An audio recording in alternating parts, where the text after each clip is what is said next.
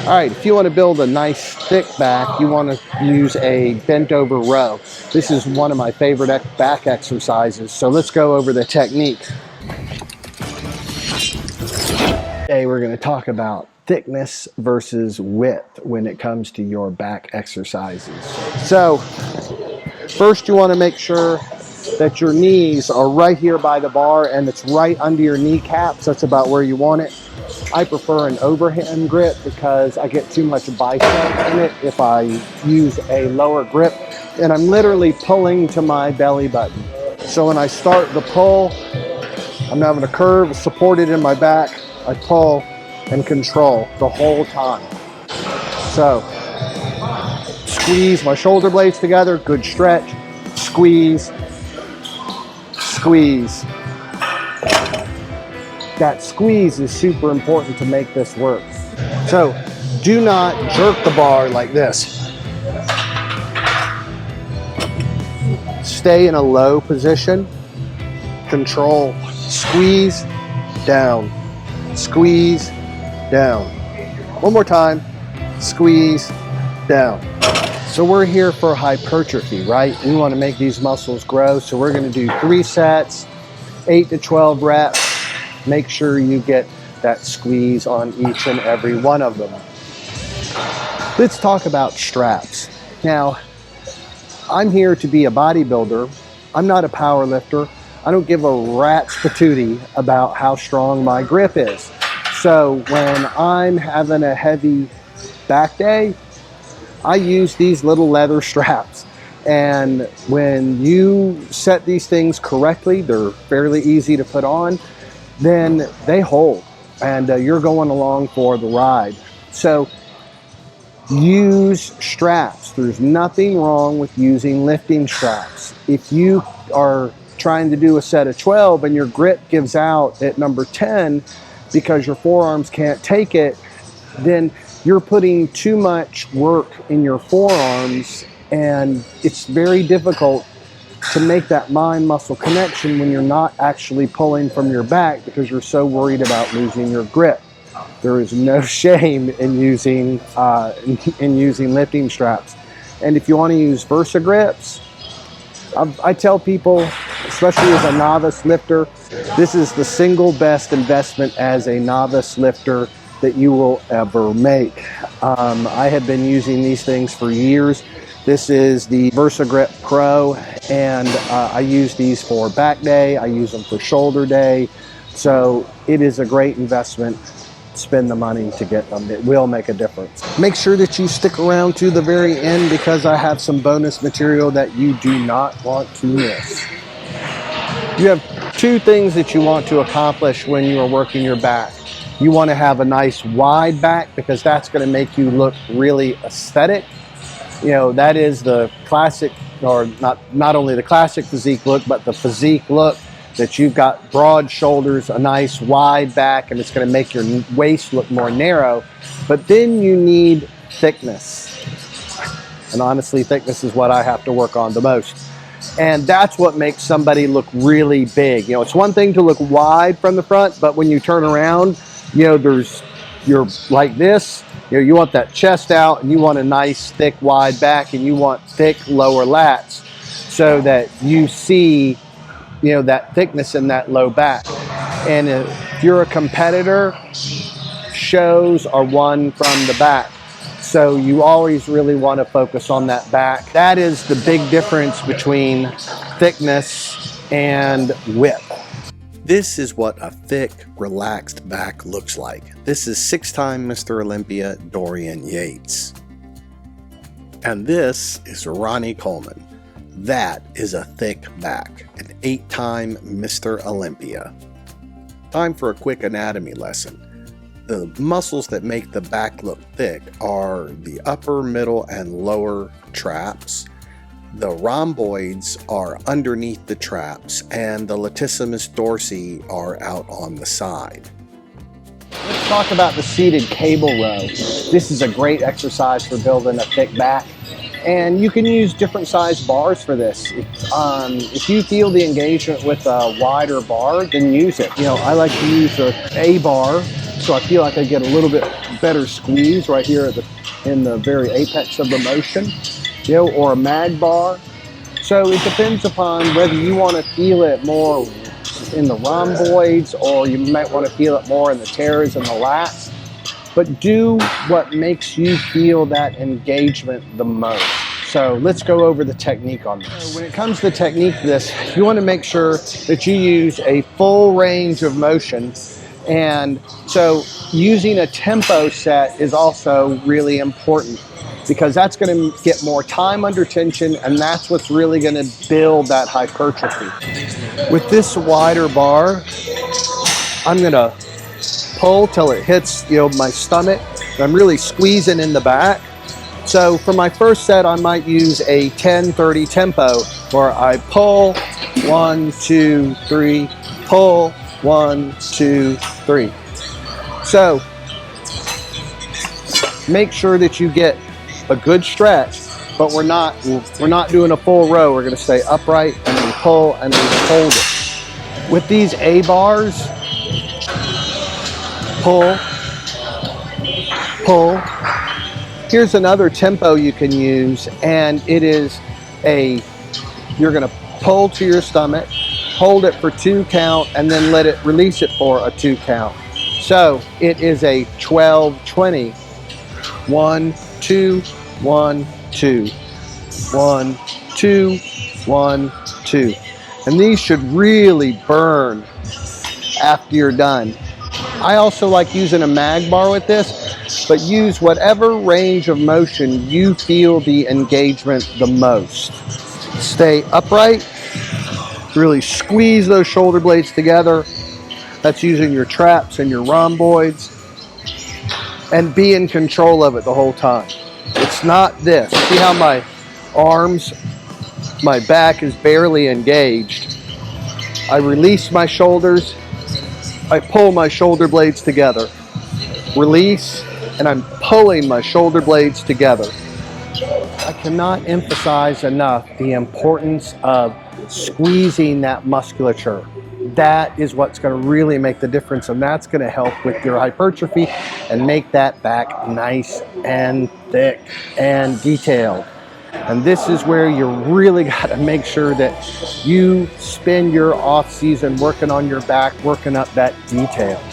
In case you missed it, I had a video that I just recently put out on how to make a wider back. So I will put that up there or up there, a link for that. And make sure you watch that video because these 2 videos are meant to be seen together.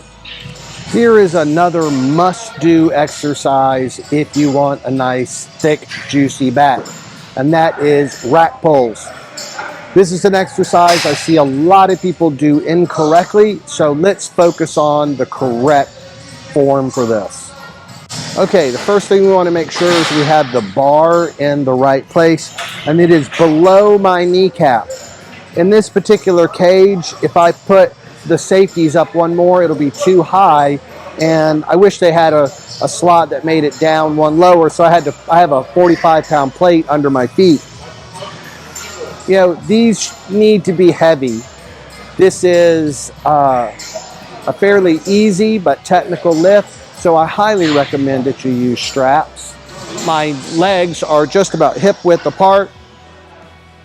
I have my lower back is arched. My head is in neutral spine, and it's going to stay in this same position. My hands are just slightly wider than my legs. I'm using an over grip. My lower back is supported, and I drive up.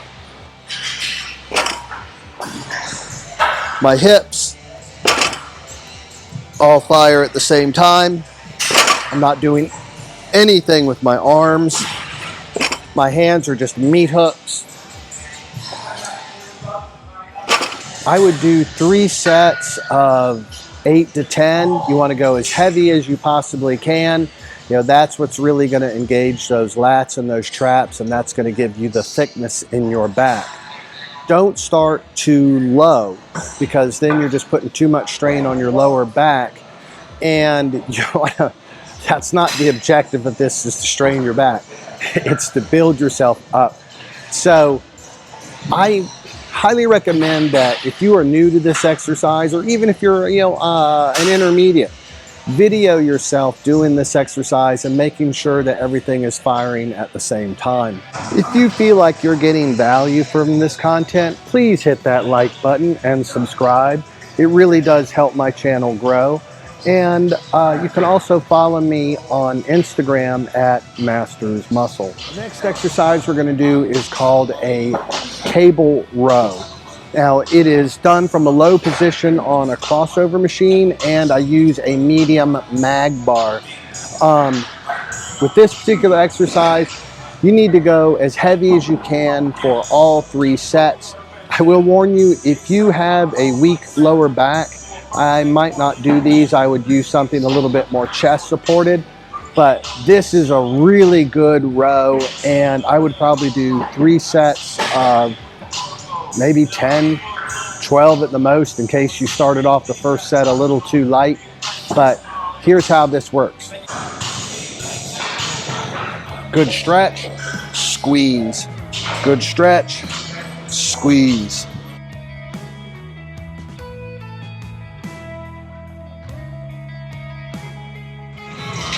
The T-bar is another great exercise to add thickness to your back. It really works those, mid traps, lower traps, and those rhomboids. Now, it is really important that you get a good stretch and a good squeeze on this. So really work hard on making the mind-muscle connection on this, and I highly recommend using a tempoed sets for these bad boys, except for maybe on your last one. Do your best to control it. Technique with this. What I'm going to do is I'm going to do a 10-30 tempo on this one, and I'm really going to drive those shoulder blades together. And I highly recommend using lifting straps for this. So pull, 1, 2, 3. Pull, 1, 2, 3. Maybe for a second set, use a pause set. So 1, 2. 1, 2. You want to set this up wide enough for your height. You don't want it to be too wide. You want to find that spot where you can really feel that musculature engage. So if you need that extra boost during your workout, don't forget to try Old School Labs Vintage Blast. It will give you that pep you need to get you through that heavy back workout. And when you're done with your workout and you need a good source of protein, make sure that you try Vintage Brawn. Try that dark chocolate. That is my favorite flavor. And if you use my code Masters Muscle, you'll get 15% off. All right, let's talk about hyper extensions. This is an exercise I usually save for last. It's a good superset exercise, especially on hamstring day. But this also will build up your lower back. I'm not a big fan of using weight with this exercise, especially if you are a novice, but this is a really good exercise, and especially if you have a bad back, if you do this exercise correctly, your back will actually stretch out and it'll feel great. So let's go over how to do this correctly. This is not an exercise that you want to be flailing around. And I see people do this way too fast, and I know they're not feeling the engagement. So have your heels up against the top. I like to put my chin up my thumb right there so I know my head isn't flopping around. I go all the way down, squeeze it. I stretch, squeezing my butt. Squeeze, and you should feel that right there. This is an important part of your back development, and don't leave it out. With this particular exercise, I'd probably start off with 3 sets of 10, and then work your way up to 3 sets of 12. And as you get stronger and this gets easier, just add, start off with a 25, and when you have a really strong and a good back, you could use a 45-pound plate. But once again, I am not a really big fan of using weight with a hyperextension, especially if you are a beginner or you have any type of low back issue at all. Here's your bonus information. I've given you 2 videos, one on making your back wider so you look more aesthetic, and this video is for thickness. So as a novice, you should do a combination of both. You know, have a mix of exercises that help make you look wider and a mix of exercises that help your back get thicker and stronger. Now, I've met competitors whose teres major and their lats get a little bit too wide, but they lack a lot of detail and size in their back. So when I work with them, I will have them do more rows, heavy work instead of, you know, upright pulls, so that we can work on thickness of that low back. You know, deadlifting, rack pulls, bent over rows, one arm dumbbell rows, everything to work on thickness in that back, because the back is what wins shows. And if you're really trying to put on size and thickness, chances are you might be a competitor.